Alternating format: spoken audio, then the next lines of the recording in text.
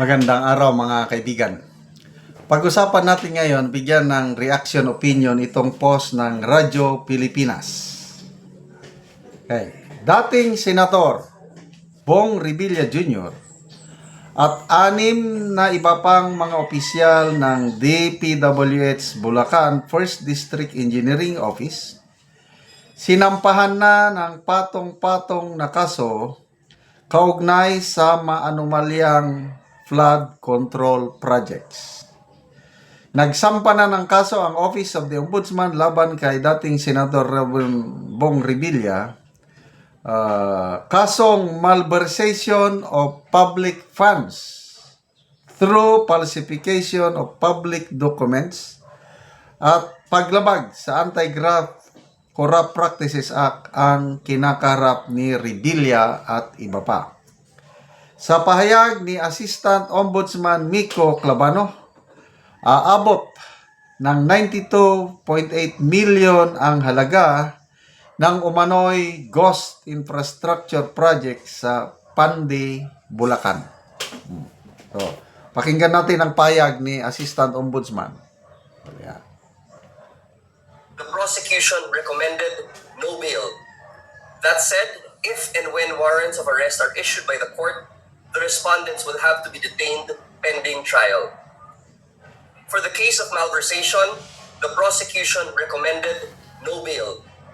That said, if and when warrants of arrest are issued by the court, the respondents will have to be detained pending trial. Okay. For the case of malversation, So, mabigat ito, malversation of funds.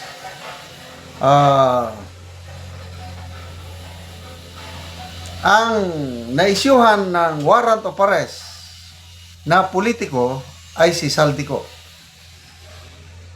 Mabuti sana kung mahuli ng administrasyong ito at ipakulong. Kailang wala, malabo. So ito ngayon, first time na isang senador, dating senador, ang kinasuhan na at hintayin na lang natin ang desisyon ng ombudsman kung isyuhan ba ng warrant of arrest. No bail recommended. So, baka ito pa ang kauna-unahang pagkakataon na may mapakulong ang administrasyong ito na politiko o dating politiko. Ang tanong, may tuturing ba na big fish si ex-senator Revilla? Depende sa ano. Kasi, hindi na siya senador ngayon. Mas maganda sana kung yung mga nakaupong senador. Example, yung pinapangalanan is Escudero, Jinggoy, and Joel Villanueva. Ay, kailan? Wala pa eh. Nandun pa, nasa DOJ pa ata. So, medyo malayo pa ito. Malabo na makasuhan o mapakulong nila itong tatlong senador. Ang tanong, mga kongresista, sabi nga ni Senator Amy, di ba ang flood control scam nagsimula sa Kamara? Bakit ang mga senador ang sinasampahan ng kaso? And I agree. Sinong nasampahan ng kaso na congressman? Si Saldico lang. Maniniwala kayo na si Saldico lang ang gumawa ng kalokohan? Hindi ba ang dami niyang kasamahan? Kaya, to me, hindi pa rin ako maligaya kahit mapakulong nila si ex-senator Revilla. Hindi siya dilis, hindi rin siya big fish. So ano siya? Katamtaman lang, middle fish. Kung dilis, ang malalaki, ang malaking fish is balyena, si Senator Revilla is buslugan kung sa Ilocano, pirit kung sa Bisaya. Middle fish lang. Galunggong lang. Ang big fish ay itong si Saldico, plus itong tinatarget nila ngayon, si former Speaker Martin Romualdez. Yun ang mga big fish. Sino pa? Garjola. yung kontraktor. Dahil kongresista siya, kinatawan siya ng Construction Workers Solidarity Party List. At the same time, kontraktor talaga. Na siya yung tinatarget ni Congressman Libeste na may pinakamalaking nakuhang kontrata sa DPWH. Ayun, sana. Kaya lang, wala pa rin kaso si Congressman Garjola. Kahit yung magkapatid na Congressman Yap, wala pa rin kaso. Hanggang, hanggang freezing of accounts lang. So, suntok sa buwan pa itong pangako.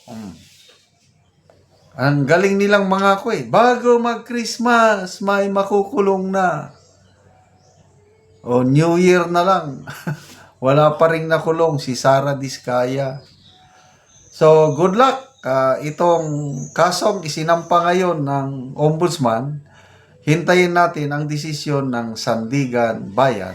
At good luck din kay ex-Senator Revilla. Susundin man ang due process, tignan natin. Ang tanong ko lang din is, sino kaya yung 6 na DPWH official sa 1st District?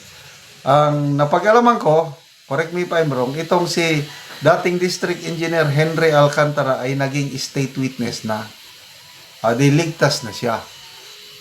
So, sino yung 6? Baka yung mga mas mababang engineers. So, saldi ko, yan ang bottleneck. Kasi sigurado nang makukulong kung mahuli lang nila. Kailang hindi naman nila malaman kung nasaan. Puros believe, it is believe. Haka-haka lang na nasa Portugal. Kailang walang kasiguruhan. Granting na nasa Portugal, wala naman tayong extradition treaty with Portugal. Isa pa. Itong si ex-secretary Manuel Bunuan, I consider him big fish. Dahil sekretary. Kaya lang, nasaan ngayon? Nagtatago. Sabi nila nasa Amerika. Ngayon, papatawag ni Senator Lacson. Kung hindi mag-attend, isyuhan na ng warrant of arrest. Kaya ba nilang arestuhin? Palagay ko, hindi na. Opinion ko lang ito, nakapagtago na si ex-secretary Manuel Bunuan. Salamat mga kaibigan sa inyong pagsubaybay sa ating channel. Nakakatulong kayo ng malaki sa tribong Talandig ng Bukidnon dahil ang income natin sa channel na ito is pantulong po sa tribo. Namimigay tayo ng libreng yero at pako para makapagpatayo sila ng mas maayos na tirahan. Panoorin nyo ang video na ito. Ni ang yero nga ipanghatag sa mga tao na po 11 kapamilya sila. Matagaan og yero. Og tuwa ang baong ilang kargahan.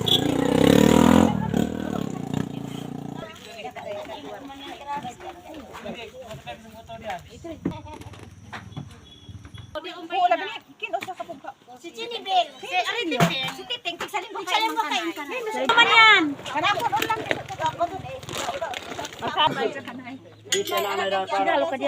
Muna ni ang mga lansa nga ilang nakuha. Og karon muna ni ang ikarga lang niya og motor ang iya tungod kay puno na kay ang bao tungod kay 11 sila ka pamilya.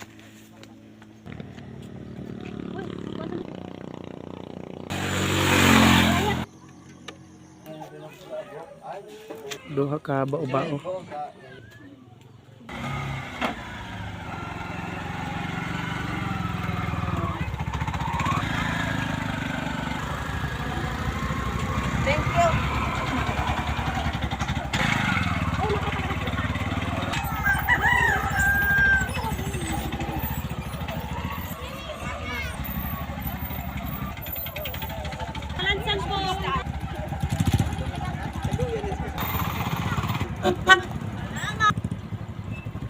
Og karon abot na gyud ang yero sa gitabang sa mga tao.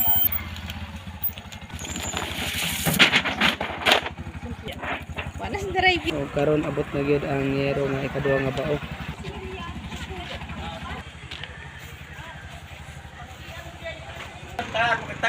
Og karon mao na ni ang atupnente sa natagaan na mo og yero.